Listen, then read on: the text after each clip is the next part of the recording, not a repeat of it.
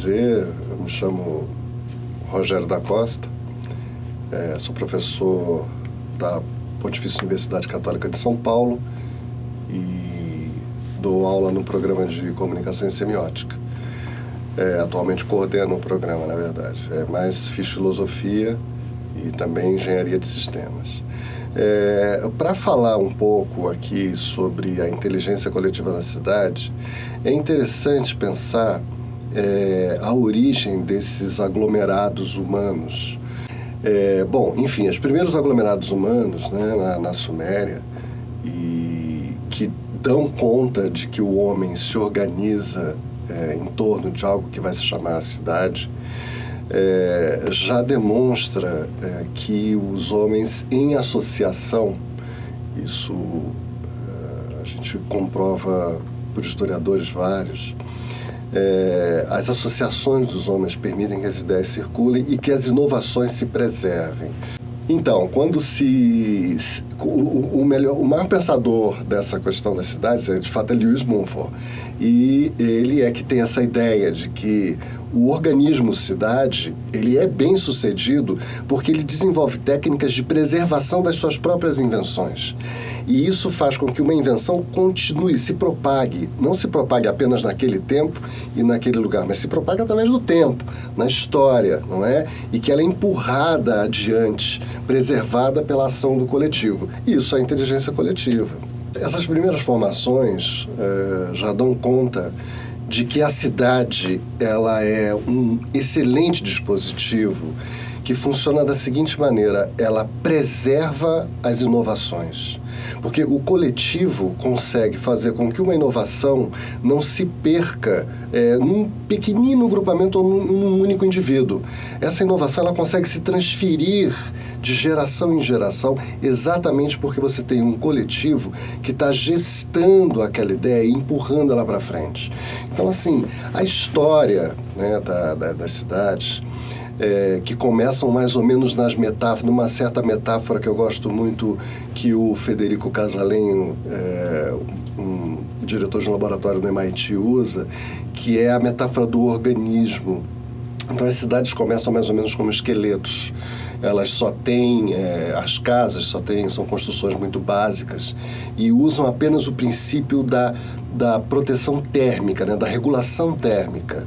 Na medida em que você protege do frio, promove calor, ou protege do calor, deixa passar o vento. São modos de raciocínio muito básicos, muito elementares.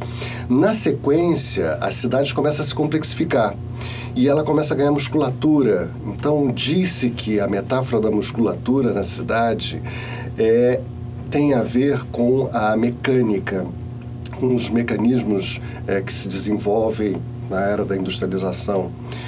Isso torna a cidade um mecanismo significativamente mais complexo porque você já tem uma situação de controle de informação. Então, por exemplo, o elevador exige, né, um controle de informação e você tem uma espécie dessa musculatura que se desenvolve na cidade. Mas o que é interessante é observar que no século XX, com a chegada da eletricidade e posteriormente da eletrônica, a cidade começa a assumir ares de um organismo que agora tem uma espécie de pequeno sistema nervoso, porque ela tem um sistema de comunicação que permite a que todos os componentes desse organismo, enfim, possam interagir. Então a gente diz que o ápice desse sistema nervoso estaria hoje, né, com a internet, onde você tem essa situação em que todo um corpo está em contato consigo mesmo constantemente. Agora, a questão da inteligência coletiva, eu estou passando brutalmente, rapidamente por isso, mas assim, a questão da inteligência coletiva, do meu ponto de vista, o interesse dela começa no seguinte lugar.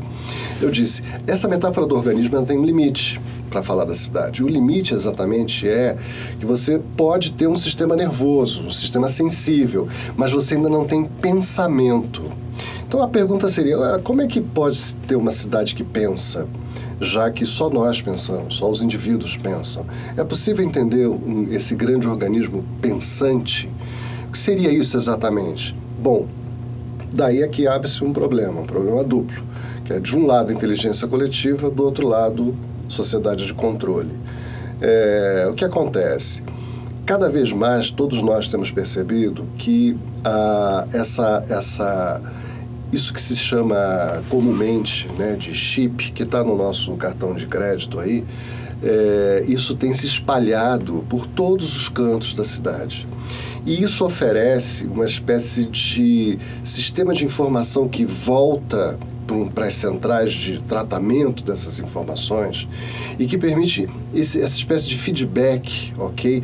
Que quase se parece com uma espécie de grande consciência que a cidade constrói sobre si.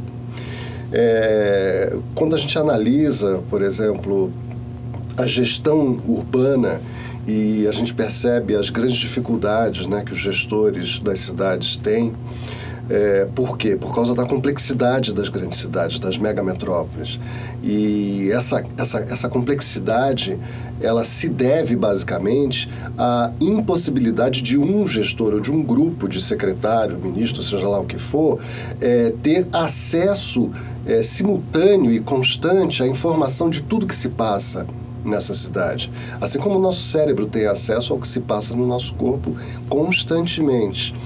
Então, disse que, de alguma forma, essa ideia de consciência ou de uma inteligência, uma cidade inteligente, estaria surgindo a partir do momento em que tudo que produz fluxo de informação numa cidade, num espaço urbano, tem como ser canalizado e acessado em algum lugar, por uma grande base de dados, ou seja lá o que for. Então imaginem o fluxo dos automóveis, o fluxo da produção de poluição, o fluxo de mercadorias, o fluxo etc., do que se pensar. Já há exemplos no mundo de cidades construídas do zero, próximo a Xangai, por exemplo, ou em Hong Kong, na Coreia do Sul, Songdo, se não me engano, é uma cidade construída do zero, um projeto utópico de produção de uma cidade perfeita, onde tudo é absolutamente controlado, não é? Por meio da internet, das redes, etc. Então, aí lembra o que eu tinha colocado antes, quer dizer, essa cisão que aparece aqui entre uma cidade absolutamente, do ponto de vista, né, da inteligência, uma suposta inteligência, mas que no fundo é uma cidade, um espaço urbano totalmente controlado, porque cada gesto, cada ação do indivíduo nesse espaço, ele tem um peso numa conta que está sendo feita em algum lugar. E de outro lado, esse sonho, né, de você pensar em inteligência coletiva, que foi mais ou menos como começou. Quer dizer, quando eu contei a história dos primeiros grupos, né, na cidade de Ur, na Suméria, se formando, esses primeiros grupos, de fato, disparam o que nós entendemos como inteligência coletiva, porque era o grupo humano preservando e passando adiante as ideias, e, portanto, se consolidando nas suas experiências, não é? Agora, hoje, a hipótese de que você pode ter computadorizado, em bases de dados, toda a experiência de fluxos de informação de um urbano e o feedback sobre o que deve acontecer por conta dessa informação que você obtém, parece muito mais com uma sociedade de controle, onde as pessoas, de fato, não participam mais. Quer dizer, a ação delas é o que elas têm a contribuir, e não a ideia delas, e não o que elas pensam. Entende? Ou seja, o que se avalia como importante no espaço urbano é o que as pessoas promovem, produzem, mas não exatamente o que elas pensam sobre si e como elas desejariam transformar esse espaço. Então, basicamente, essas cidades novas, essas inventadas do zero, estão sendo um fracasso, porque quem vai morar num lugar desse? Qual é o ser humano que quer?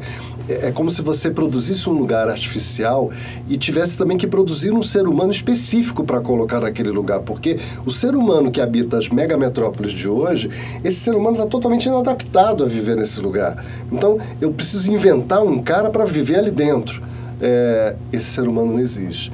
Então, assim, nós vivemos hoje um impasse, uma força muito poderosa tecnológica, com muitos interesses econômicos, que tentam avançar na direção dessas cidades inteligentes, e, de outro lado, a vida enquanto tal, que se debate em seus problemas, na sua complexidade, e que busca soluções para os seus problemas que não estão exatamente do lado que se supõe que seja pura e simplesmente analisar os fluxos de informação na ideia de uma sustentabilidade absoluta e perfeita de um espaço urbano.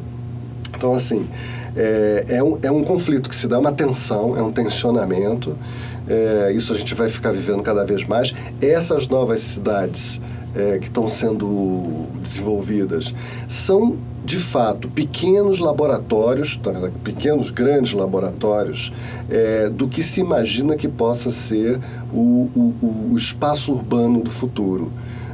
Agora, o que vai ser feito das megametrópoles atuais, das conurbações, inclusive, que já estão ocorrendo em muitos lugares do mundo, cidades que vão crescendo e se juntando com outras cidades, o que vai ser feito disso? Não se tem a menor ideia, porque toda essa tecnologia ela parece insuficiente para dar conta da complexidade desses espaços atuais. Então é um pouco isso que a gente pode comentar assim, rapidamente sobre uma pequena amostra aqui, né, rapidamente, brutalmente que eu estou falando, sobre o que se discute hoje no nível de inteligência coletiva, espaço urbano e também sociedade de controle. Então é isso que eu queria ter colocado para vocês aqui, espero que possa inspirar, não é, aqueles que estão aí estudando o espaço urbano atualmente. Ok? Muito obrigado.